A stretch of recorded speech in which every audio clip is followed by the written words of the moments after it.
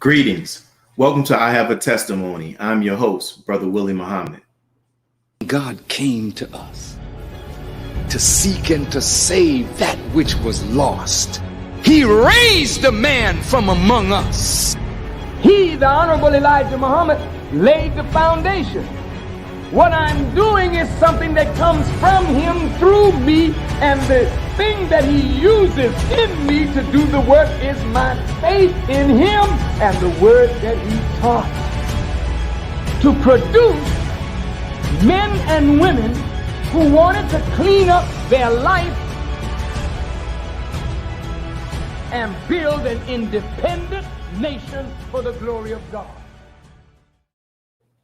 During this month, we will be interviewing several of the Nation of Islam's young stars. Our first guest of this series is our Sister Nzinga Muhammad. She's a member of the Rochester, New York Study Group. She's a visual artist, a senior in college, and a vigilant defender of the Honorable Minister Louis Farrakhan and the Nation of Islam on social media as part of the Twitter army. As we discussed, during this month's highlight, we really want you all to tune in and pay attention to who we have as guests. Our sister during last year's Savior's Day discussed during the NOI Youth Retreat how she defends the Honorable Minister Louis Farrakhan. As everyone has said before, it's of course striving to be an example on and offline. I know Sister Medina had mentioned before me being on campus, striving to bring Islam to campus. That's specifically and particularly a Methodist affiliated school. So Islam is not necessarily something that many of the girls are readily exposed to. I was literally the first introduction to a Muslim woman, even though some of them have had, Muslim uncles, Muslim brothers, their grandfather, joined the mosque. Their uncle converted when he was in prison, something. But in terms of a Muslim woman at an all-women's HBCU, that was something completely different for them. So defending Farrakhan is also dispelling the myth that women aren't in the nation.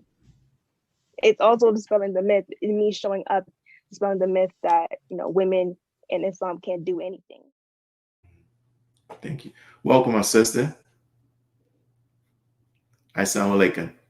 Alaikum salam. Thank you for having me. Yes, ma'am. We like to get right down to the actual interview. So, you mentioned that you were in our pre-questions that we asked you that you were born in the Nation of Islam and you made the decision to become a registered member at the age of 17. So what made you decide to become a registered member? That's a big question. I think oftentimes nation babies, as we're called, it's like a clock on us. Your parents, they expect you to join immediately once you turn a certain age. For me, I wanted to make sure that but the thing that I grew up with and the thing that I've been comfortable with was actually for me. I was registered literally on Father's Day. And my father, of course, he was ecstatic, like that was his Father's Day gift, but it wasn't for my father. And I wanted to make sure that this wasn't for anyone else but me. I grew up with it. Just because you grow up with something, and those of us in the nation, even my parents, they know for sure, just because you grew up with something doesn't mean it's necessarily true. But for me, I had to find out if this was absolutely true and if it was for me, not for anybody else. And it is. Wow, beautiful, beautiful. I know that was definitely a great Father's Day gift for your father. And I even know your mother was happy as well.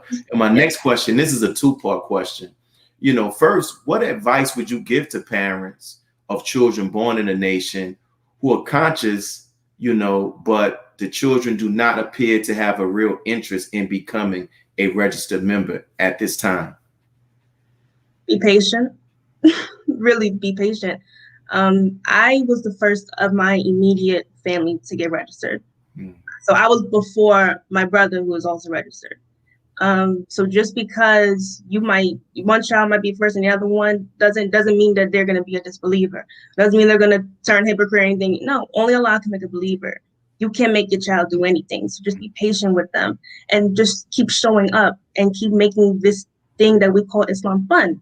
It's a lifestyle. It's fun. It's cool. It's not lame. It's not something that we just put up on a high shelf and forget about it. This is a lifestyle. So we continue to live the lifestyle and just be patient with your child, because we don't all grow at the same rate. Beautiful. And the second part of that question is, you shared just now talking about the parents. So now, what advice would you give to teenage Muslims who are wrestling with the decision to become registered or not? Be patient with yourself. Patience is really the key here, because you can't rush a lifestyle you're adopting and you're taking and you're making it your really life's work, your mission. Really sit with yourself and think back to all the things that you've been taught and try to see, is this true or not? Is this what helped me? I look back at a lecture that the minister did in Mississippi. I want to say it was 1993. And that was right before the Great Flood in Mississippi. And that was when the police had killed one of the believers' sons. And so the minister came down to the lecture, and he said that God's wrath would come down on Mississippi. And then it started raining. And so that turned into the Great Flood of Mississippi in 1993. So when I saw that and matched up, I said, okay, he's definitely divine. He's definitely of God. So just finding out for yourself, research for yourself, look up, see if it adds up. And if it doesn't add up, then leave it alone. It's interesting. You mentioned two things in responding to those questions. You mentioned patience, and you talked about the research that you did for yourself. And I want to just dig deep into some of those. Why do you feel like patience is so key, especially from the standpoint of a parent and also from the teenager? Because Allah didn't create himself in one day. He didn't do anything in one day. It took several days, years, and we still haven't reached the level of perfection yet. So I would say being patient is key if you're going to talk about something that is an evolutionary process to perfection.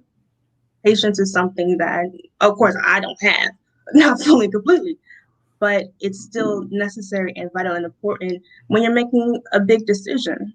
And that decision could very much well save your life. And if you're a nation baby, you've seen the proof in your parents. You've seen the proof. And if you see maybe old photos or videos of what your parents were, then you'll see how they are now. And if there's a difference in their lives, then something happened. But it didn't happen overnight.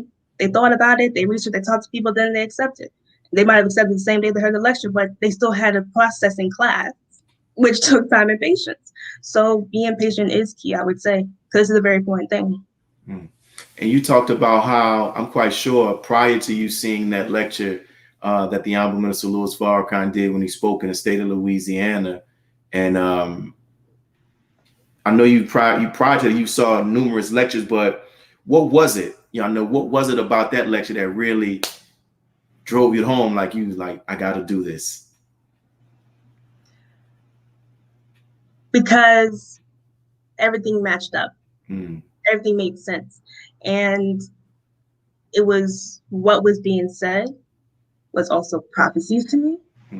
And I know what the scripture says. If a man says something that doesn't happen, then he's not a prophet. You can leave that alone. You don't have to worry about that because it's not true. He's a fool. Don't listen to it. But if it comes true, then you're obligated to listen and go wherever he says go. So that's what really helped me in confirming it through scripture also, and saying if it matches up, and it did, and it does, and it always has. Thank you. Now, you're currently a senior at Bennett College, right? Which is an all-women, right? Graduate? No, rising senior. Rising senior, right? Which is an all-women's college. What influenced your decision to attend that particular HBCU comparison to all of the others that are out there? One, the financial package. That's the first and foremost. I'm not gonna lie. That's the first and foremost, the financial of it all. But also, it's a school for Black women, and Black women in history has always been my passion. This is a school that is so rich in history, and it is so small too. And me coming from a homeschool background, I would jump from that small setting to a huge setting. I felt like I couldn't really catch up. But if I just go from this small setting of homeschool to a larger but still small setting, then I can make that transition a little bit easier. Wow. And it's interesting. I know, I think about my first year of college was very challenging. And I came from a public school system to a university atmosphere. So you mentioned about how you came from a homeschool to the actual university setting. So how was that transition? What were some of the things that you did to just adapt to that new environment? Well, for one, my mom, she put me in some AP courses, so that college level readiness. And being homeschool is much more tailor-made for your child, and it's much more personalized. You don't have to put them on the same curriculum as what they want to do, and you don't always have to baby them either. My mom has a thing, and really a lot of people in the nation who homeschool their children. If your 3-year-old, wants to learn algebra, why not? Anything really. There's no, even though you have to have grades and you have to have levels in the curriculum, but there's no limit. So because of that, my mother really encouraged us to keep learning and keep going. And by the time I got into school, I was really pretty much ahead, I felt like, in certain subjects, especially when it came to history. History class at home was always rich, and always articles and research, and go on the final call for this and go look up that. So I was already used to that. So going to a college atmosphere, it was much easier for me. And how has it, just that experience, just being a Black woman, to be able to be in that environment with other Black women? How is the campus and even the curriculum there empowering to you as a woman? It was so refreshing, really, and it felt safe. I didn't necessarily have to worry about, I didn't really have to worry about men on campus like that. They exist, especially because we're across the street from A&T, North Carolina A&T. So, yeah, so, I mean, they're present, but they're not in your face. So that helped. But also, Bennett College, the curriculum in itself always centered Black women in some way, shape, form, or fashion. So if we were learning about the Civil Rights era, then we also had to learn about how Bennett College for women was essential in the Greensboro sit-ins in the 60s. We also had to look at how Bennett and Black women were really on the front lines in the 30s, protesting and boycotting theaters who were not portraying Black people in a positive light. If we were learning about anything else, we always centered it back around Black women. If it was a biology class, okay, well, who's Henrietta Lacks? It's always recentering and re-empowering us in everything that we do. And that's something that I'm used to being homeschooled, also centering everything back to the common root, which is the teachings. Beautiful, beautiful. We thank you for those responses. Our time is going by so fast that we're approaching our first break. So we're going to pause for some announcements from our sponsors, and we'll be back with our Sister Nzinga Muhammad. Thank you.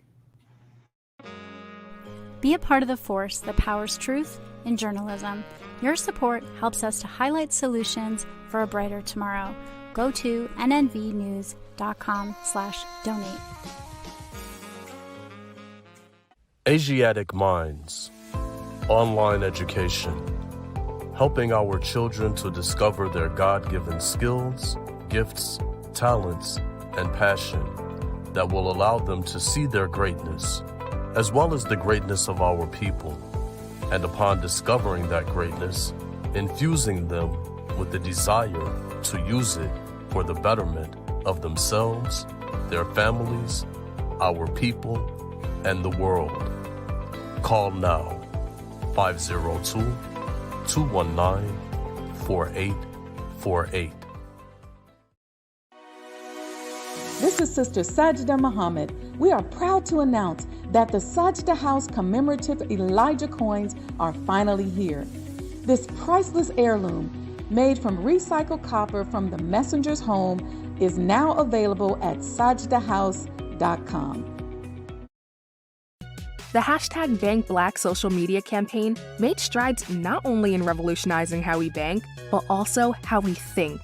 the movement inspired thousands of African Americans across the country to transfer or deposit millions of dollars into Black-owned banks. These are banks that will invest in urban communities, employ African Americans, support Black businesses, and inspire Black home ownership. This is a very proud moment for our culture as we are taking small, but significant, steps towards building Black power through Black wealth. Thank you for tuning in to NNV News. Please share your thoughts with us in the comments section below. Follow us on social media at NNV News, and please subscribe to our YouTube channel, National Network View. This is Clifton Muhammad with nnvnews.com.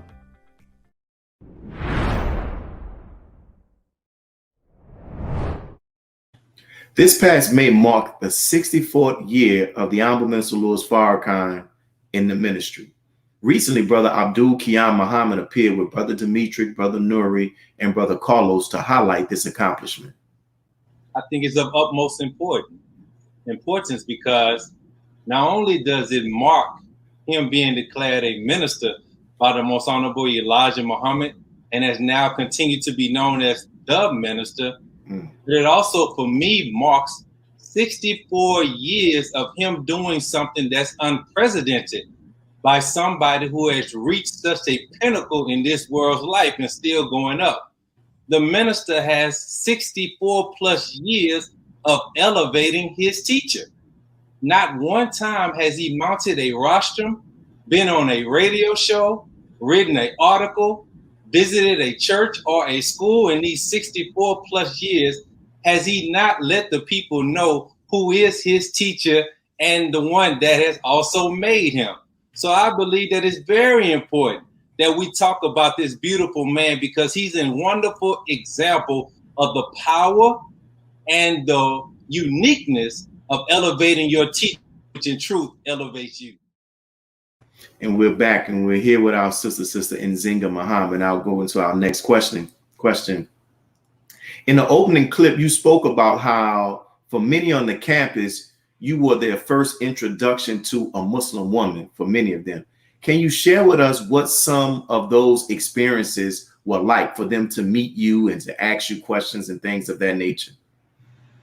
A lot of invasive questions, honestly. Those being, did your father make you wear that, or do you have to wear that? But a lot of those questions just came out of ignorance, honestly, because if you're a first introduction to something, they're going to ask questions that you might not like, but that's their experience. I've been asked if I'm married, if I got married young. I got asked about Muslim women. Can we do things? Is it true that we can't ride in a car with men? Is it true that we can't walk anywhere without a man and I'm talking to them by myself? Is it true that you can do this or that? It was these questions that, okay, you got it from somewhere, and you got these things from some narrative, and you all have the same narrative, and we just met each other. So to me, I saw it as, now, okay, I have to do something, and that do something needs to show up and represent as best as I can. And a lot of it was just curiosity too, because they wanted to be part of it. They just didn't know if they had a place in it. And that's when I was like, okay, I have to introduce them, but not in a way that is down their throat, because that's what they're used to, the narrative being about us. That if I join this thing, then I'm gonna be forced to do something I don't want to do. And that's not attractive. So in inviting them, I had to just show up where, not like this every day, but wearing a scarf. And that was a conversation in itself. And the questions that they had slowly turned into, where's your mosque? And it went from, are you forced to wear that, to, well, do I have to wear this when I go to the mosque with you? So I would say that first introduction to Islam as a Muslim woman really, I want to say, stuck with a lot of them. Wow. And I'm quite sure, how has having those type of interactions with other college students How has it benefited you as a Muslim personally, as it relates to your studies, your ability to communicate, and even convey a certain point of perspective to someone else outside of our faith? I felt like I was really doing something constructive and productive as it relates to the mission. I felt like I was doing something that was beneficial, not just for me, but for all the people around me. I didn't just want to, feel like have my ego boosted up. Yeah, introduce you to Islam. No, I wanted them to actually have a full grasp of what this thing is and what it's not. And I feel like for me, it just helped. And I was just so thankful to Allah that I was able to be in a position to where they felt comfortable with the idea of Islam itself and comfortable with talking to a Muslim woman, a young Muslim woman who is their age and looks like them and talks like them and eats not the same things, but similarly to them.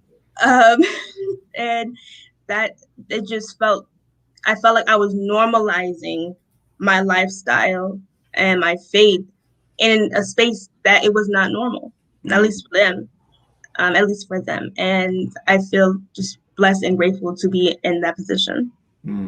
Beautiful, beautiful. Now, also in preparing for this interview, I found out that you are a visual artist, right? So, and your artwork can also be purchased online. When did your interest in such begin? And then what do you hope to accomplish with your art? So I began painting. Well, first, I've always been an artist. I've always, was drawing, illustrating. I used to illustrate my own little books and staple construction paper together and illustrate them. So I was always doing that in drawing. I didn't take drawing seriously until I was 13, and I took painting seriously when I was 16 because I had a job with the city and we had to paint murals for recreation centers. So I learned on the job how to paint, and my instructors and supervisors were Black women. And so they helped me and really just pushed me to find my style in art and also be comfortable with different mediums, whether that's acrylic, whether that's oil, or whether that's spray paint. And so that translated into me really painting, really painting and being comfortable with that and eventually selling it. And I think what I want people to see a lot, I do paint a lot of Black women, especially in bright colors and especially in pastel colors. And a lot of times it's dark-skinned women. And the reason for that is because there's this myth and idea that Black women can't be soft, that Black women can't be feminine, that Black women can't be vulnerable. And so these are bright colors, they're soft colors, they're pastel colors, because Black women should be allowed and able to do those things and be those things. So I wanted to be a positive light when looking at images of our people. And thank you for that response. And also I found out that you have chosen was interdisciplinary studies, right? With a history concentration, which is one of my favorite. I majored in history as well, and you're minoring in English. So why did you choose those particular courses, and what are you planning on using them to do? Inshallah, I do want to go to grad school eventually and get my master's in history. But for Bennett, there was no history major necessarily, biology, math. There was no history major. It was interdisciplinary studies. And then you create your own major within that. So I did history. And a lot of my historical work has been dealing with Black people, whether that's in religion, in colonial era, Black women in the colonial era. And so I took really women's studies and also history as it pertains to Black history and made that my own major. And wow. So. And this is and you were mentioning a lot, and I love the way that how Bennett not only does it connects you all to our history, but it shows what was Bennett's role during the civil rights, but also Black women, right? And from your perspective as a historian, what would you say has been and is the significance of the Black woman to the overall sojourn of Black people in America from the time we got off the ships until even right up until now? That's a whole, that's a big question. That's the whole question, because you got to think 400 years of this thing, this system that we had to deal with. It's a lot, because we had to have our humanity taken away as Black people, but also as women. There were certain things and methods that were used against us, particularly because we were women, and we had to stay strong in that. You know, being wet nurses, being raped, having all these things done to us, and still having to be intact, and still have to work all the time. I think that Black women have really sacrificed so much and have been through so much and continue to go through so much, and still there's this resistance, and we're still here.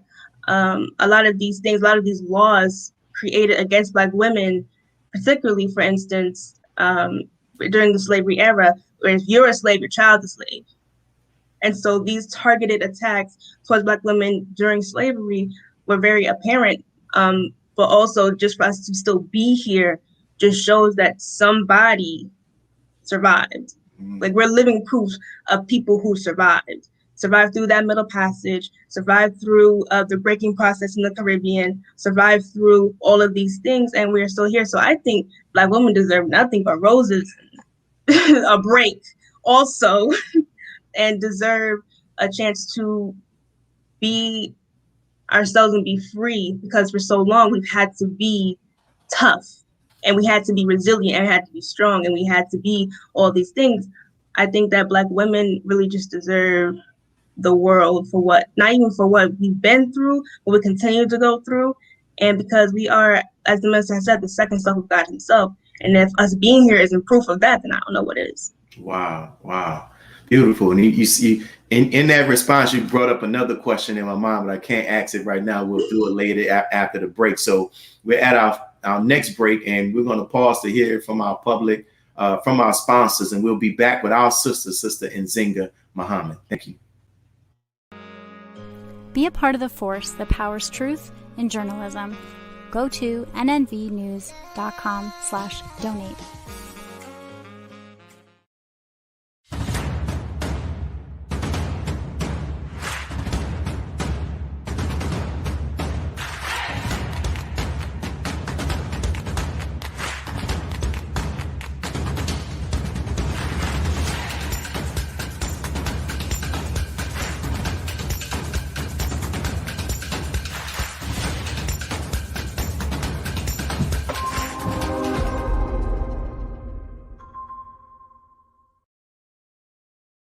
Worldwide, 24 hours a day, 7 days a week. Download the Final Call Radio app and take us everywhere. On your phone, on your computer, on your tablet, on Instagram, Facebook, and Twitter. You can also log on to finalcall.com and click the Listen Live button, or finalcallradio.com. Final Call Radio, the official voice of the Honorable Minister Louis Farrakhan and the Nation of Islam. Please share your thoughts with us in the comment section below.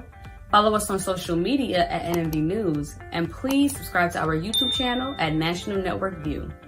I am Nzinga Muhammad with nnvnews.com.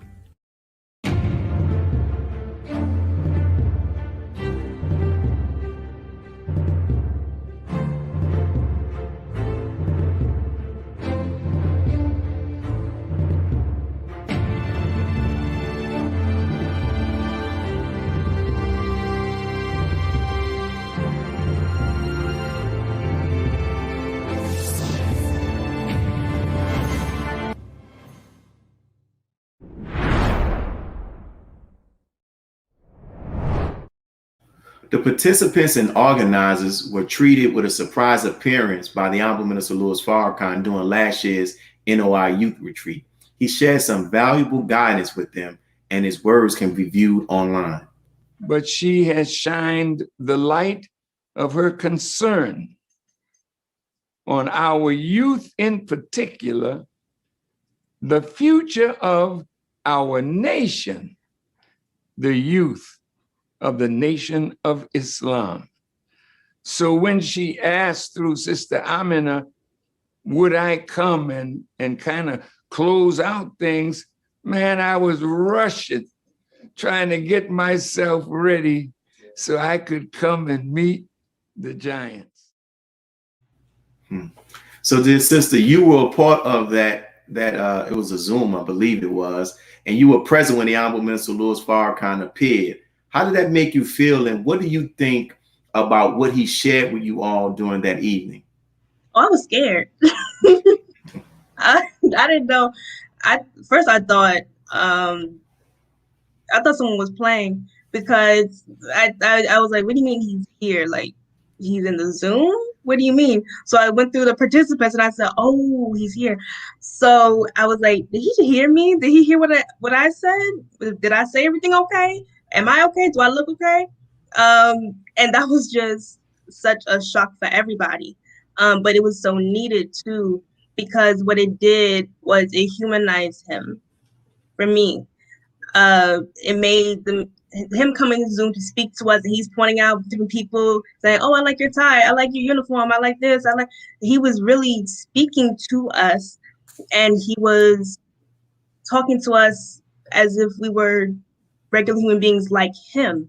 It showed that, sometimes we get lost in the divinity of him, and we don't see him as a human being who's accessible, who is reachable, who can talk to us. And he is all of that. And it really showed he is all of that. What he shared with us too, it was like he was speaking to me. And the way Zoom is set up, once you have the speaker's view, he's looking directly in the camera. And so you're like, oh, he's talking to me. But what he was saying, it hit so deeply for me, because it was like a personal message, like Allah was speaking to me through him, and he always does. But it just showed that he really has a divine connection to Allah.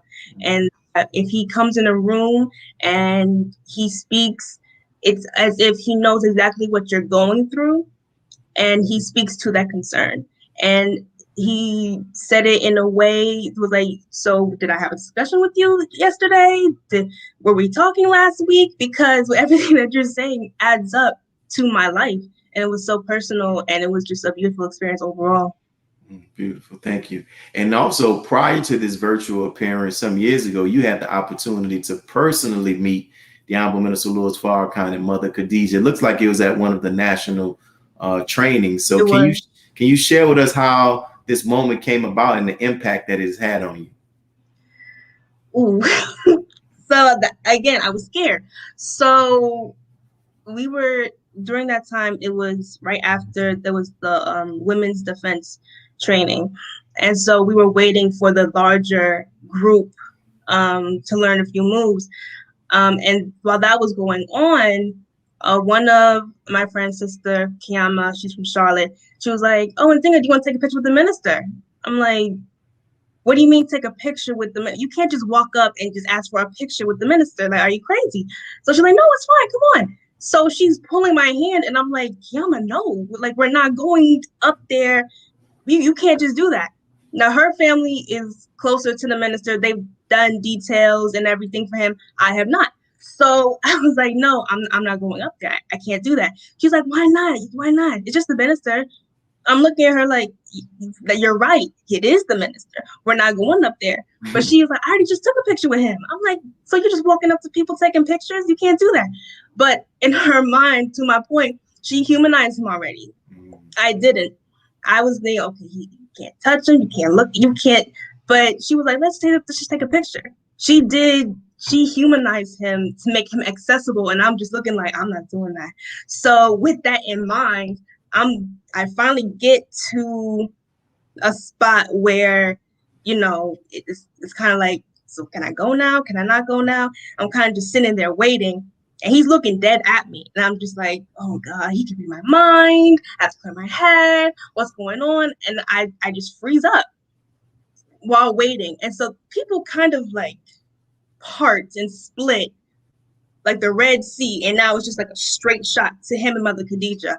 And I'm just I'm trying to avoid eye contact. I'm like, what's going on? So one of my friends, Brother Jair, he was doing his detail that day. So he's looking at me and I'm like, help. So he's like, just come on, it's okay now. So he gives me the go ahead. And so I go to him and I almost break down. And I try to keep it together, but I don't know. I'm trying to remember what I said. All I can remember what I said was thank you. Mm. And I kept saying that over and over and over again. And I said that to Mother. I don't know how many times I said that to her. I just kept saying thank you. And then after I gave my gratitude a million times, I finally told him my name. That's where Moss comes from. And he tried to say it perfectly. He actually got it right on the first time. When I said my name is Mr. Nzinga from Rochester, New York, he said Nzinga. I said yes. He was like, okay, beautiful name. And so after that, I'm kind of just stuck there frozen and they're looking at me and I'm like, can I take a picture? He's like, no, of course. So, I kneel down. I try not to squish Mother Khadija's foot because like it's right there. I'm trying to squeeze myself in and I take a picture and I just thank him. Like all I can say is thank you. And my mind kind of went blank. And by the time I get away from, my hands are shaking and everything. By the way, his hands are really soft. I don't know what type of lotion to use, but his hands are really soft. And so I walk away and Shyama is sitting there. She's like, good job. I'm like, what in the world? So I go to my friend Sabbath. And I'm like, Sabbath, I met him. I just met him. And I'm in her arms. I'm crying. She's like, oh, praise you to Allah. She's so calm. I'm freaking out. I leave. I call my dad. I'm like, I just met him. He's like, what happened? So that was a whole situation. And I was freaking out of my mind. And when I finally went back, he spoke to everyone at the training. And once again, just speaking to my life. And that was just a crazy experience. And I was freaking out, but I'm alive, so it's okay. Man. Now, you, praise be to Allah. Thank you for sharing that with us. You talked about how, like, you know, the women's studies and things like that.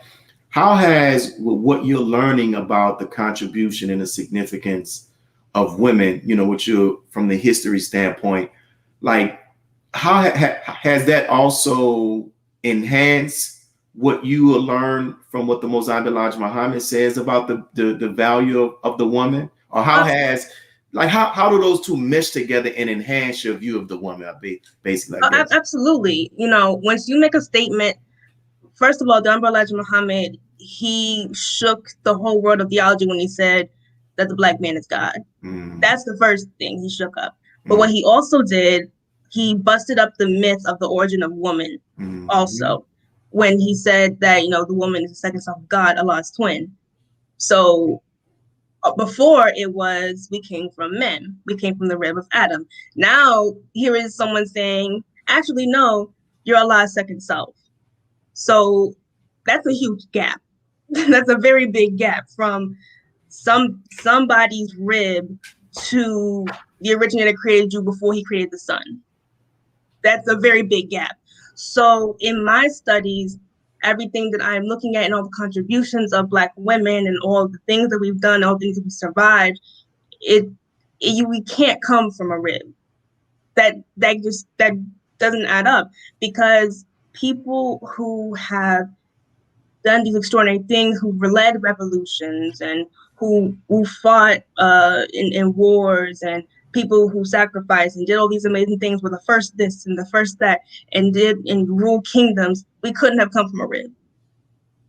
It doesn't add up. There had to be a equally divine essence within us to do all these amazing things, but it had to take someone who was not divine to make us forget, and to make all of that wash away, and to create systems of oppression against this group of people in particular, who literally God's twin.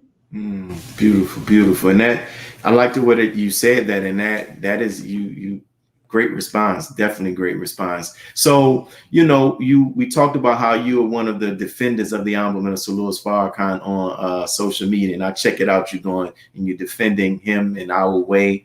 Can you give some examples of one of the attacks that you might find that you have defended the Honorable Minister Louis Farrakhan against, and how did you go about defending him? The most recent that I can think of was during the homegoing of DMX. And so with that, the minister spoke beautifully, as he does, but he gave a lot of course, Christian references, which is no stranger to me, but it was strange to a lot of people who never heard him before, or who have heard of him but never heard him. And so they were saying that he speaks like a preacher, and I never knew he quoted Jesus like that before. And I'm thinking, there's no way you didn't know that he talks about Jesus. And that was just one of the things that I even remember being at school. People asked me, so you believe in Jesus, right? And I was like, yeah, I believe in Jesus. But people don't know that for real. They really don't understand that and fully grasp that, because to them, really, in truth, Jewish people have more connection to Jesus than Muslims, simply because of one, land, but also language. So they feel like they're more connected to them, and plus they read the Bible. Jesus was Jewish, so Jews are more connected to Jesus than Muslims. So we're the bad guy, when the whole time he's one of our biggest champions. So we have a duty, really, to make the world know that, yeah, that's our man too. And oftentimes, and we say, a good Muslim is a good Christian, and we prove that. So the minister, him speaking about Jesus was nothing new. It's just part of his ministry, and it's part of all of our ministry. So what I did was I made a thread on Twitter, and I created a thread, and it was just a list of all the times he spoke about Jesus. Not all the times, but some key points in which he's really dealing with in the same cadence and also in the same tone and the same spirit as he did at that funeral. Beautiful, beautiful. And we're coming up on our next break, and I see your mother and your father in the comments. They're so proud of you, Brother Abdul Qiyam too. And I told him I wanted to interview you. He was like, definitely, definitely. And I can tell that you really study, sister, and continue to keep up with that, in addition to what you're learning on the college campus. So we're coming up on our last break, and we'll be back to finish this beautiful interview with our sister Nzinga Muhammad. Be a part of the force that powers truth in journalism. Your support helps to combat false media. Cash App NNV News. Asiatic Minds, online education, helping our children to discover their God-given skills, gifts, talents, and passion that will allow them to see their greatness as well as the greatness of our people. And upon discovering that greatness, infusing them with the desire to use it for the betterment of themselves, their families, our people, and the world. Classes begin September 1st. To enroll, visit AsiaticMinds.com. Greetings from National Network View. This week's Final Call cover story headline reads, "The battle in the sky is near." For 90 years, the Nation of Islam was mocked and ridiculed for its teachings on the mother plane and its aim and purpose. Now the government admits these UFOs are real, vindicating what the Most Honorable Elijah Muhammad and the Honorable Minister Louis Farrakhan has warned of and prophesied. This FCM volume number 35 edition middle page article is a message by the Honorable Minister Louis Farrakhan entitled "The Will, the Great Mother Plane, the Power of the Will to Destroy." To read more, subscribe to FinalCallDigital.com and tune in to the all-new Final Call Radio. This is the NNVNews.com Final Call Cover Report. He anointed our head with oil till our cup runneth over. He who, Master Farrakhan, that is he. This is Sister Sajda Muhammad. We are proud to announce that the Sajda House commemorative Elijah coins are finally here. This priceless heirloom, made from recycled copper from the messenger's home, is now available at sajdahouse.com. Please make sure you leave your comments and questions in the comment section below. Follow us on Facebook, National Network View, and make sure to check us out on Twitter as well, National Network View. This is Sergio Gutierrez with National Network View, signing off.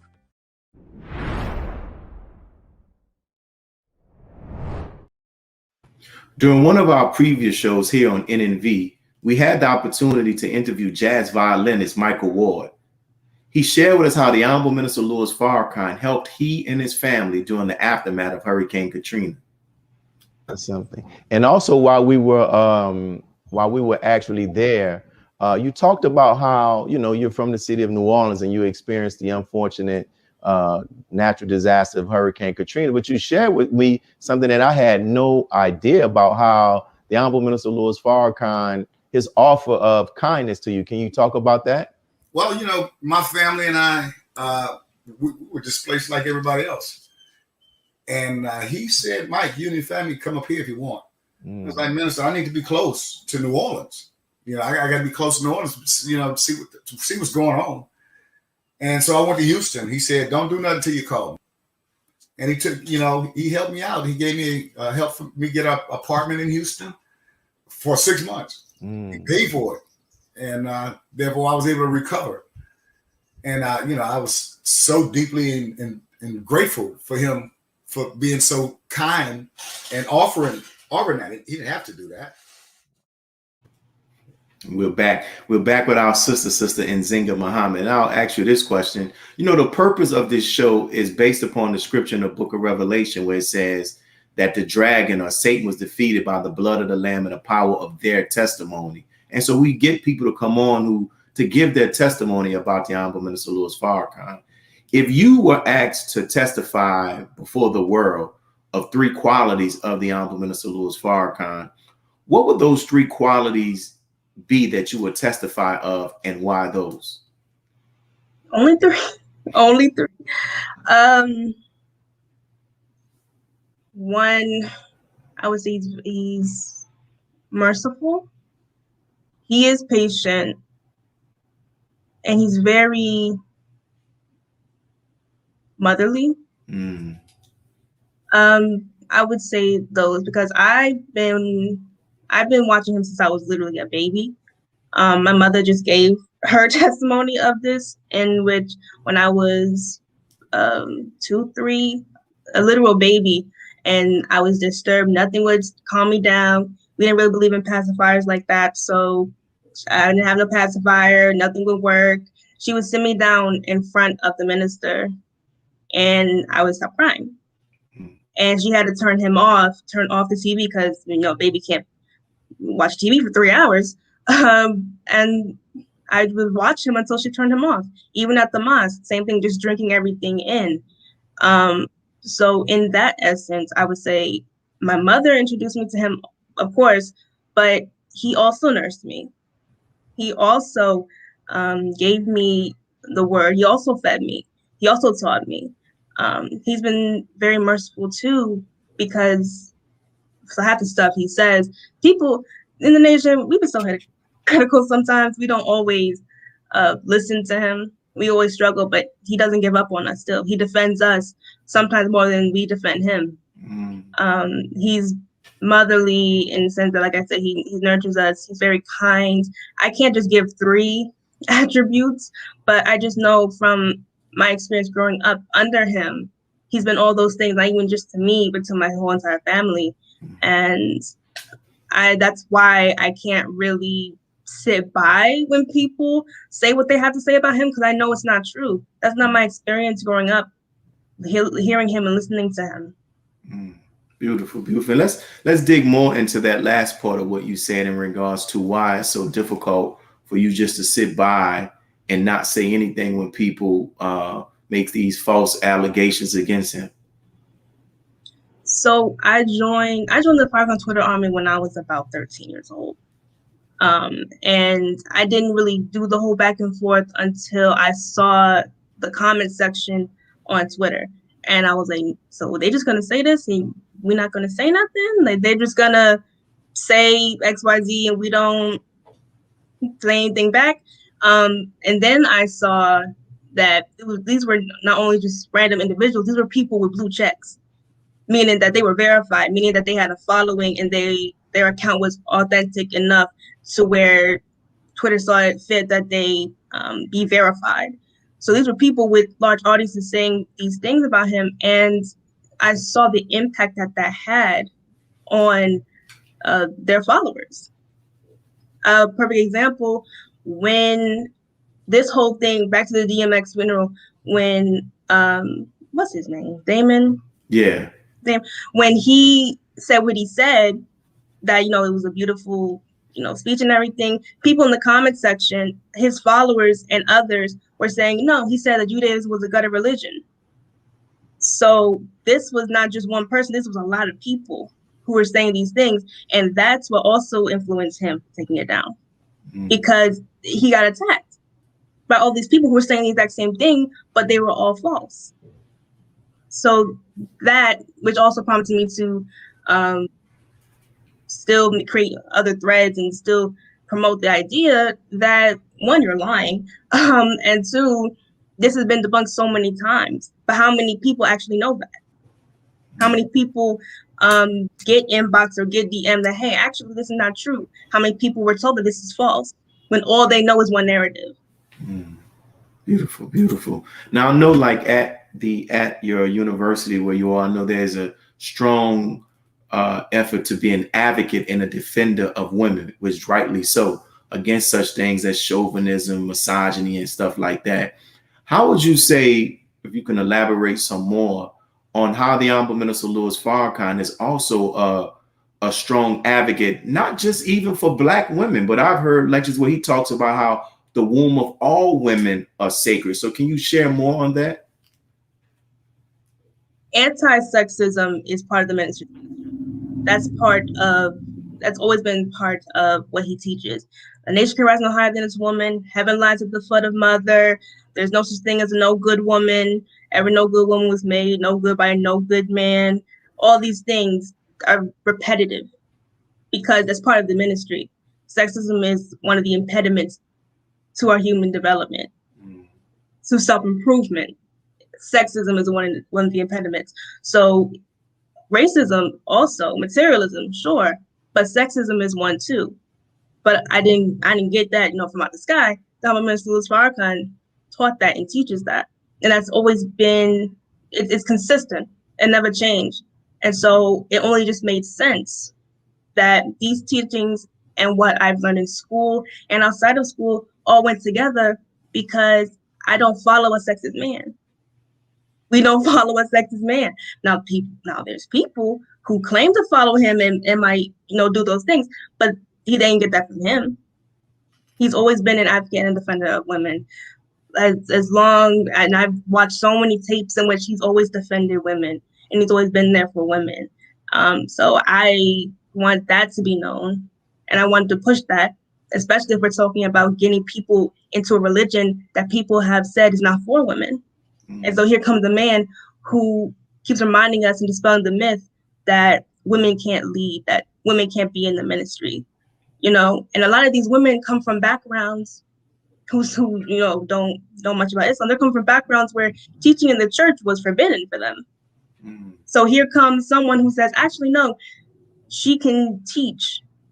The minister said once in a couple Savior's Day lectures that women, we can bring you your Savior, but we can't represent him. He asked that question, and the women's responses were, of course, they were clapping, they were excited and passionate because they've always been told they couldn't. They can't do something. And the minister said, no, you can do anything that Allah wants you to do. The only thing that he forbids you to do is that which degrades you. Beautiful, beautiful response. And as we're getting ready to close, we have a couple of more minutes. Can you share what words of encouragement can you give to the youth of the Nation of Islam? As we heard from the clip of the Honorable Minister Louis Farrakhan, when he was asked, He said that he hurried up to get dressed because he saw the importance of that group, of that segment of our community. He wanted to share some words of guidance. What encouragement would you give to any of the young brothers and sisters who are watching this, who are members of the Nation of Islam? Keep going, study, and understand that being young is so important, even from a scriptural standpoint. You know, Jesus talking with the wise men and learning the language and doing all these amazing things at 12 years old. You know, David being really, really young. All these prophets and messengers, they were really babies. You know, Jesus died at 36, some say 33. That's very young. That's not ancient. Like, he's a very young person. Being a young person shouldn't be in your vocabulary. Inshallah should be, but should not. You know, a lot of times people underestimate us and we underestimate ourselves, sometimes because of age, sometimes because of experience or lack thereof, but we shouldn't do that to ourselves, you know. Beautiful, because as you can bear witness with the civil rights movement, you know, when people think about Dr. King and a lot of these leaders that are held up, some people think like because it was so long ago, they think that they were older, but these were very young individuals with the Fred Hampton Jr.'s, Malcolm, all of these are like very young individuals. So as we get ready to close, was there anything that you may have wanted to share that you didn't have the opportunity to share because maybe I didn't ask the right question? If so, here's your opportunity now. I think you asked all the right questions, honestly. I'm just grateful to be here and just thankful to being on this magnificent platform. Yes, ma'am. And we will close. That's he said, let's get your information. So how can people order where can they go to support you as it relates to your artistic endeavors and even follow you on social media? So in terms of my art, you can follow me, myartpal.com / Queen Nzinga. Also in terms of my Instagram, it's Queen_Nzinga. On Twitter, it's the Queen Nzinga. Got it. So make sure you all, those of you all who are watching the show, go and check out our sister's work. Go and see the dynamic artistic creation, artwork that she has, especially of Black women. And she talked about why she uses some of the colors and what she's conveying, which is very, very significant and very, very important. Thank you, sister, for your responses. Thank you for your participation. Continue to keep defending the Honorable Minister Louis Farrakhan, because I'll tell you for sure, this is something that the Honorable Minister Louis Farrakhan desires, to see us defend him. He only asks that we do it with integrity, we do it in decency, and we do it in love. So thank you for your defense. We thank your mother and your father who are on, and we thank the believers there in Rochester, New York as well. Our brother student minister Kenneth Muhammad, who's running for a political position. Thank you all, and may God continue to bless you, my sister. Thank you. Thank you so much. Yes, ma'am.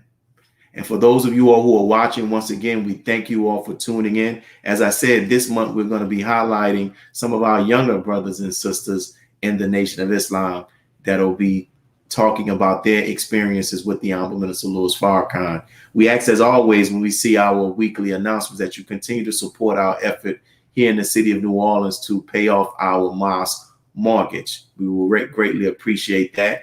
You can go through some of the previous broadcasts and we'll post it on our social media where you can actually see the actual flyer and everything. But thank you. This is your brother Willie Muhammad. Make sure you tune in tomorrow at 5 o'clock Central Standard Time and 6 p.m. Eastern Standard Time for the NMV News Network. We'll be discussing some very good topics. Peace. God came to us to seek and to save that which was lost. He raised a man from among us. He, the Honorable Elijah Muhammad, laid the foundation. What I'm doing is something that comes from him through me, and the thing that he uses in me to do the work is my faith in him and the word that he taught. To produce men and women who wanted to clean up their life and build an independent nation for the glory of God. Be a part of the force that powers truth in journalism. Your support helps to combat false media. Cash App NNV News.